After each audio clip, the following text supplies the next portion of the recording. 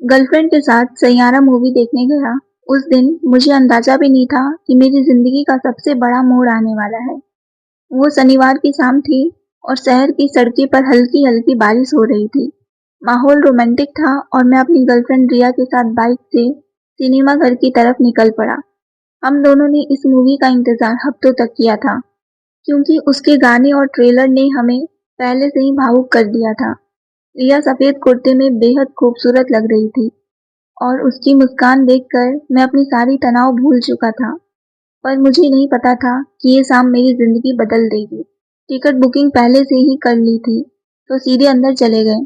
Movie शुरू हुई और जैसे जैसे कहानी आगे बढ़ी, रिया बार बार मेरी तरफ देखती और उसका हाथ मेरे हाथ को कस कर पकड़ लेती। उसकी आंखों में आंसू थे, क्योंकि कहानी में एक जोड़े की जुदाई दिखाई गई थी। मैं उसे चुप कराता, लेकिन खुद भी उस कहानी में डूब चुका था। मूवी खत्म होने के बाद हम दोनों चुप थे। बाहर बारिश और तेज हो चुकी थी। हम बाइक स्टार्ट करके निकले ही थे कि अचानक एक ट्रक हमारी तरफ आता दिखा। मैंने किसी तरह ब्रेक लगाकर बाइक को संभाला, लेकिन उसी वक्त एक जोरदार आवाज आई। पीछे से आई एक कार ने हमें टक्कर मार दी और हम दोनों सड़क पर गिर गए। मेरे कानों से सिर्फ रिया की चीखें गूंजी। मैंने खुद को खून से लथपथ पाया, लेकिन रिया बेहोश हो चुकी थी। मैं उठने की कोशिश करता रहा। लोग इकट्ठा हो गए। किसी ने एम्बुलेंस बुलाई। मैं बार बार रिया की नाम पुकार रहा था, लेकिन उसकी आंखें बंद थी। अस्पताल पहुंचने तक मैं सिर्फ प्रार्थना कर रहा था। डॉक्टर ने हमें इमरजेंसी में ले लिया। मुझे हल्की चोट आई थी, लेकिन रिया की हालत नाजुक थी। डॉक्टर बोले, ओ पॉजिटिव ब्लड तुरंत चाहिए, वरना मुश्किल हो सकती है। मैं घबराकर चारों तरफ भागने लगा। मेरे पास कुछ भी नहीं था, ना जान पहचान, ना रिश्तेदार। मैंने सोशल मीडिया पर भी मदद मांगी। तभी एक अजनबी लड़का वहां आया और बोला, उसका ब्लड ओ पॉजिटिव है। उसने बिना एक पल सोचे ब्लड डोनेट कर दिया।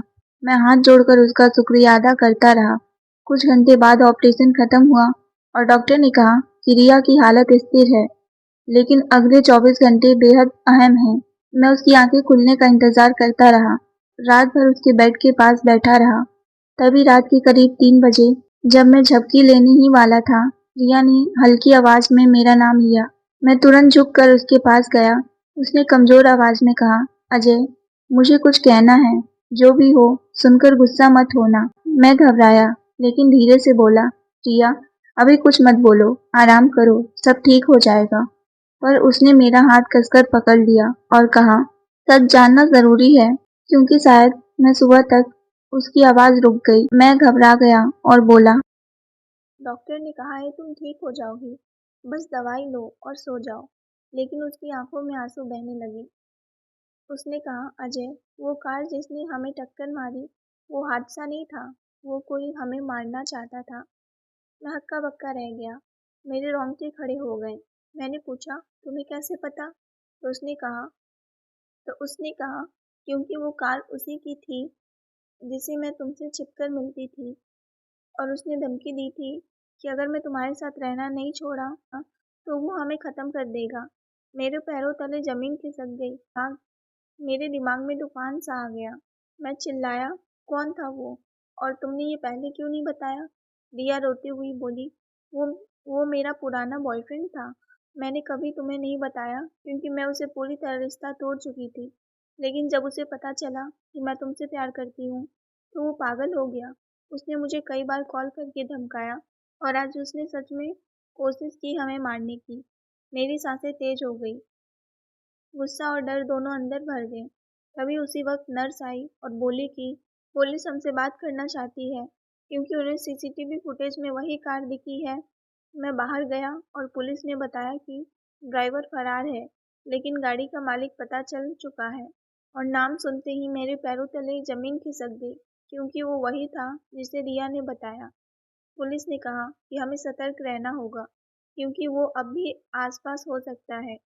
मैं कमरे में लौटा तो देखा कि रिया की सांसें फिर से तेज हो रही हैं और डॉक्टर उसे आईसीयू में शिफ्ट कर रहे हैं।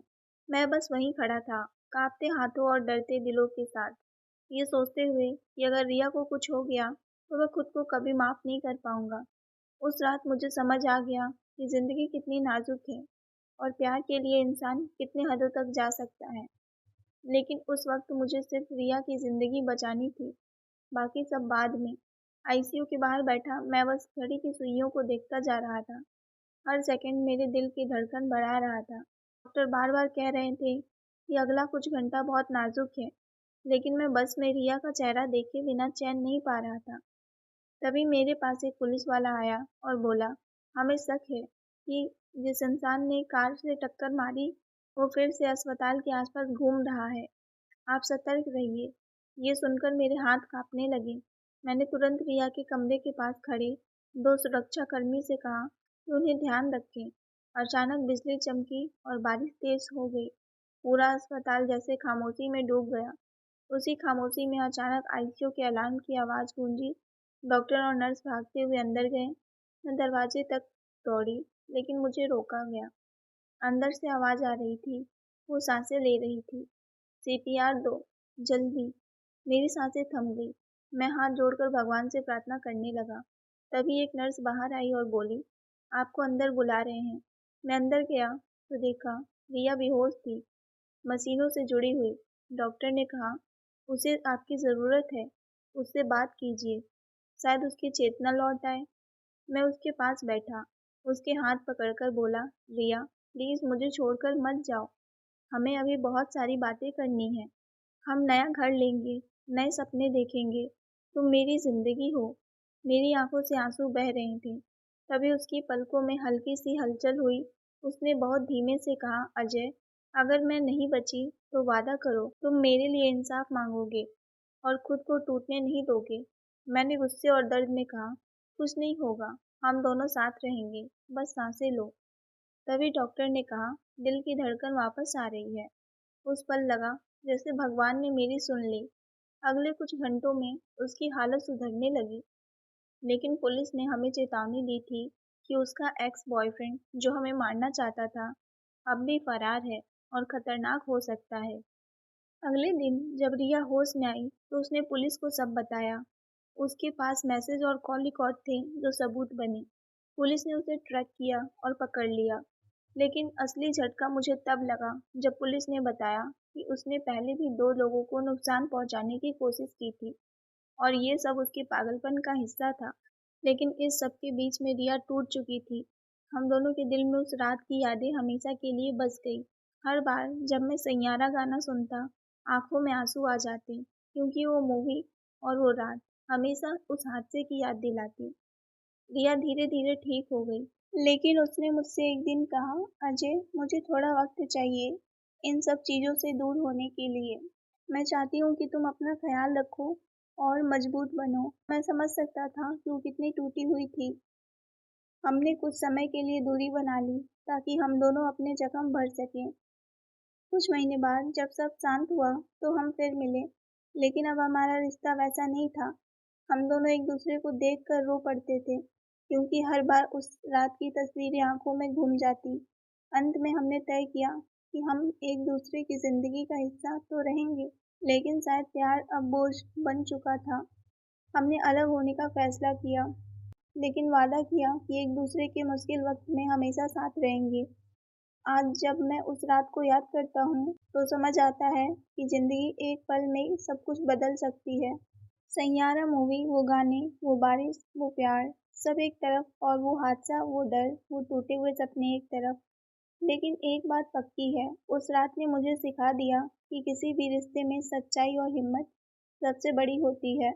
और अगर कभी कोई इंसान आपको या आपके प्यार को खतरा पहुंचाए, तो खामोश रहकर सहना नहीं, बल्कि आवाज़ उठाना ज़रूरी है, क्योंकि प्यार तभी जी सकता है जब डर को ख़त्म कर दिया जाए।